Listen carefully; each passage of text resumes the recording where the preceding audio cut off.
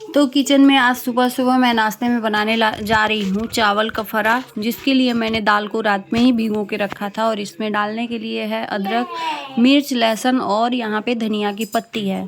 तो चलिए मैं इस दाल को पेस्ट बनाने के लिए मिक्सर जार में मैं इसको डाल रही हूँ। मिक्सर में पीसूँगी, सिलबट्टे पे पीस सकते हैं, लेकिन अभी जल्दी सुबह में रहता है तो सिलबट्टे में टाइम लगेगा, तो मैं मिक्सर में ही अपना जल्दी से पीस लेती हूँ। इसमें मैं अदरक का टुकड़ा डालूँगी छोटा सा, और जो मिर्च और लहसुन और धनिया पत्ती है उसको छोटे छोटे टुकड़ों में मैं काट के डाल के इसको अच्छे से इसका पेस्ट बना लूँगी। तो ये पेस्ट मेरा बन गया है, हल्का दरदरा, ज़्यादा बारीक नहीं मैंने पेस्ट बनाया है, हल्का दरदरा इसको मैंने पीस लिया है। और इसमें मैं लास्ट में हल्दी और नमक स्वाद अनुसार डाल के इसको अच्छे से मिला लूँगी।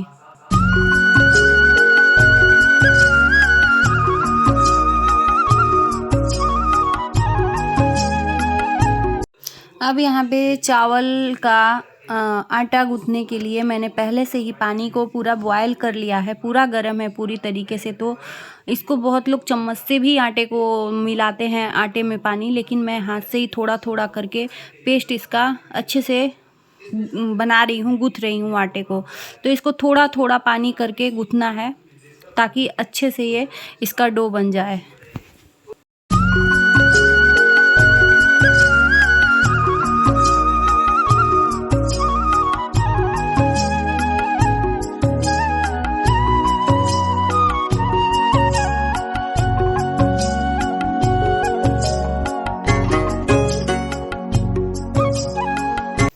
तो यहाँ पे आटे को मैंने नरम हाथों से एकदम अच्छे से गूँथ लिया है, और न ज़्यादा सॉफ्ट है न ज़्यादा हार्ड है। इसको ज़्यादा सॉफ्ट नहीं करना है न ज़्यादा हार्ड करना है। अब इसको मैं गूँथ के रख के और 10-15 मिनट के लिए ढक के रख दूँगी। तब तक आटा सेट हो जाएगा, फूल जाएगा। उसके बाद से फिर इसको अच्छे से हाथ से मिला लेंगे आटे को नरम होने के लिए, और अच्छे से नरम हो जाएगा। और हाथ में ऑयल लगा के देख लेंगे कि लोई इसकी अच्छे से बन रही है कि नहीं।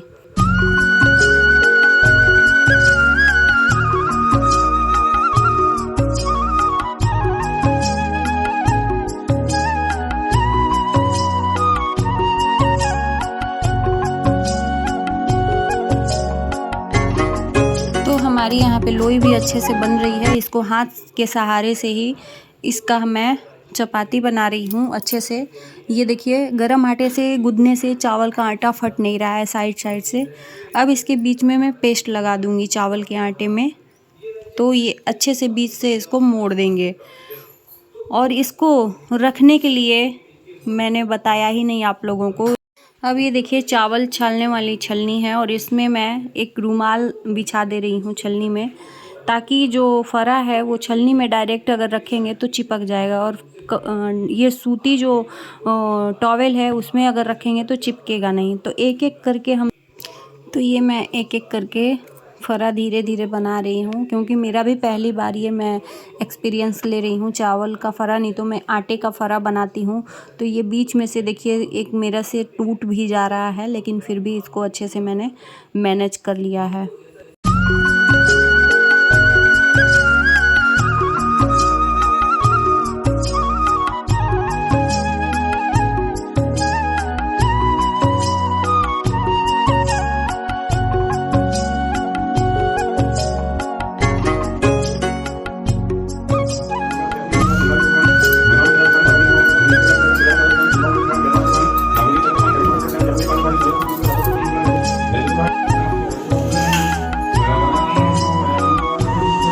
गैस पे पहले से भगोना रख दिया था पानी वाला, ताकि पानी बॉयल हो जाए। और यहाँ पे ऊपर से छन्नी मैंने रख दिया है जो मैंने फरा रखा था सूती कपड़े में, और इसको ढक के मैं रख दूंगी 15-20 मिनट के लिए। ये भाप में पकता रहेगा। यहाँ पे 10-15 मिनट ऑलरेडी हो गया है। इसको खोल के देखते हैं कि हमारा फरा रेडी है कि नहीं।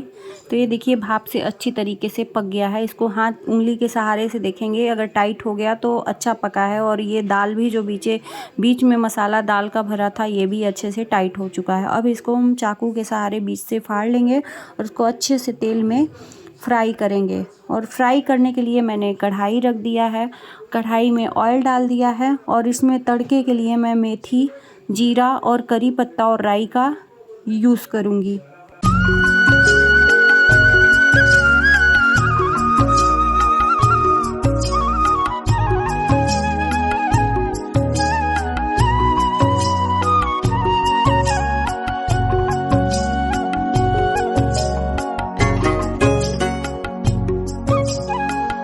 तो कैसा लगा रेसिपी मेरा बताइएगा, आप लोग ज़रूर ट्राई भी करिएगा। Hello everyone, welcome back my channel.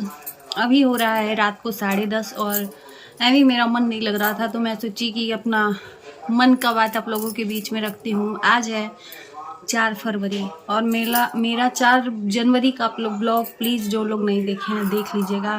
Blog नहीं आया होगा 4 फरवरी को, लेकिन चलिए मैं बता देती हूँ। आज इतना शाम से ही दिल भारी भारी ऐसा लग रहा है ना कि मैं बस रो लूँ, खुल के रो लूँ कि मेरे को हल्का लगे। मैं अभी 4 जनवरी को मतलब दिसंबर में गई थी। मैंने बताया था कि मेरे बाबा जी बीमार हैं। आज 4 फरवरी है, आज ही के दिन मेरे बाबा जी 7:45 बजे रात में हम लोग को छोड़ के चले गए थे। मेरे को आज इतना ज़्यादा रोना आ रहा है ना कि कैसे 1 महीना बीत गया, हम लोगों के बीच से बाबा चले गए और पता भी नहीं चला। तो आज शाम से ही मेरे को ऐसा लग रहा है कि कुछ भारी भारी है, ऐसे कुछ निकल जाता तो ठीक रहता। तो क्या ही कहें, मैं इत्तेफाक से अपने बाबा के पास में पहुंच गई, नहीं तो बहुत ज़्यादा बीमार इससे पहले भी होते थे, बहुत ज़्यादा बीमार इससे पहले होते थे। तो मेरे को ये लगता था कि मेरे बाबा को कुछ नहीं होगा, क्योंकि इतना ज़्यादा दिल से कनेक्शन था मेरा बाबा से कि कुछ बोलना नहीं है। दिल से कनेक्शन था। इसके पहले भी बीमार हुए हैं, मैं भी सोचती थी कि अरे मेरे बाबा को होगा थोड़ी ना। सब लोग पहुंच जाते थे, उनका ये होता था कि अब नहीं बचेंगे, सारे लोग पहुंच जाते थे लेकिन मैं नहीं जाती थी। लेकिन इस बार कोई नहीं पहुंचा और मैं पहुंच गई। ये इत्तेफाक ही बोलेंगे कि मेरा जाने का था। मैं इनसे बोली थी कि अपने हस्बैंड से कि मेरे को पहुंचा दीजिए, बाबा को देखना है। ठंडी का मौसम है, थोड़ा अम्मा बाबा को हेल्प भी मिल जाएगा मेरे वजह से। ठंड में कर नहीं पाती हैं अम्मा, तो मैं चली भी जाऊंगी और थोड़ा बाबा का सेवा भी कर लूँगी। क्योंकि अभी नवंबर अक्टूबर में मेरे बाबा का बहुत ज़्यादा तबीयत ख़राब था। डॉक्टर बोला था कि ले जाइए घर पे, सेवा करिए, ज़्यादा दिन नहीं जिएंगे, बहुत से बहुत 2-2.5 महीना बहुत हो जाएगा, इतना भी नहीं जिएंगे। लेकिन फिर भी बाबा ठीक ठाक रहे। मैं बोली थी कि मुझे छोड़ दीजिए, तो ये बोले कि मुझे 14 जनवरी को जाना है, तो तुम साथ में चलना, गांव पे मैं रहूँगा, अपना काम करवाऊँगा, अर्जेंट काम था, और तुम 10 दिन अपने गांव चली जाना। तो मेरे मन में आया कि 10 दिन के लिए मैं क्या जाऊँ, मेरा मन नहीं भरेगा, जाती हूँ तो आने का मन नहीं करता है। तो मैं बोली कि मुझे इधर ही भेज दो। तो बोली कैसे जाओगी, तो मेरा भाई जाने वाला था दिसंबर में। मैं बोली भाई तू चला, मैं तेरे साथ में चलूँगी।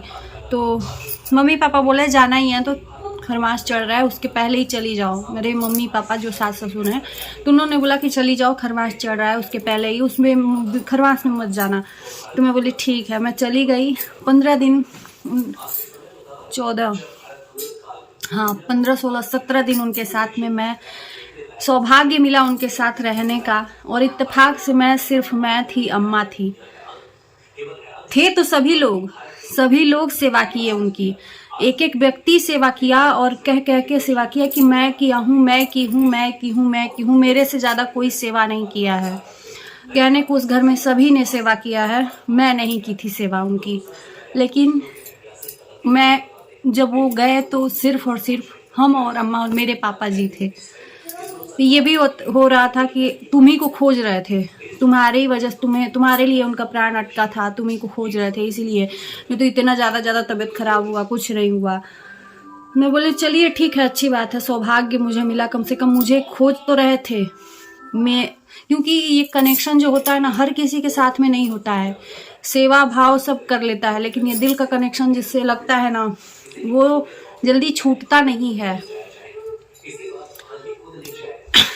ये सब कहने की बातें हैं, मैं सिर्फ और सिर्फ बाबा के बारे में बता रही हूँ। उनको वो ज़्यादा, मैं गई ना तो अच्छा खासा मेरे ब्लॉग में आप लोगों ने देखा होगा, दिसंबर के ब्लॉग में 14 तारीख के बाद जो ब्लॉगिंग मैंने किया है, बाबा अच्छा खासा बातचीत। तो यहाँ पे बाबा के साथ बिताए हुए कुछ पल इनका यहाँ पे बचपना हो गया था। तो आप लोग देखिए कैसे मेरे बाबा मेरे से बात कर रहे थे। जुग जुगांतर से हमनी का धैले बन जा आपके, जुग जुगांतर से आपे के धैले बन जा पंडित जी। मुन्ना बाबू कहाँ बनी? हाँ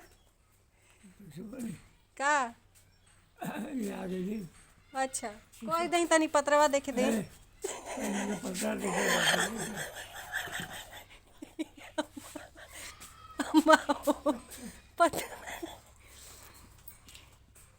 वहाँ का मुँह फेर के जाता नहीं जन्नी। रौरी बाबू के बोली ना, मुन्ना बाबू के देखी भीतरी हुई है। ए पंडित जी तनी बोली अपनी लइकवा के, देख ले मुँह का पतरावा। लास्ट टाइम उनका दिमाग ना थोड़ा बच्चों जैसा हो गया था। तो जब वो जाने वाले थे हम लोगों के बीच से, उसके 4 दिन पहले बहुत तेज उनको फीवर हुआ और हेडेक बहुत ज़्यादा हुआ। तो ऐसे पकड़े थे तो हम बोले बाबा क्या हुआ? बोले बहुत तेज दुखता, बहुत ज़्यादा दुखता। तो हम दवा भी दिए। फिर इतना ज़्यादा उनको उलझन होने लगा, एकदम बेचैन होने लगे, इधर उधर दौड़ने लगे। तो उसके बाद से और आँख खुली थी, लेटे थे बाबा और आँख खुली थी।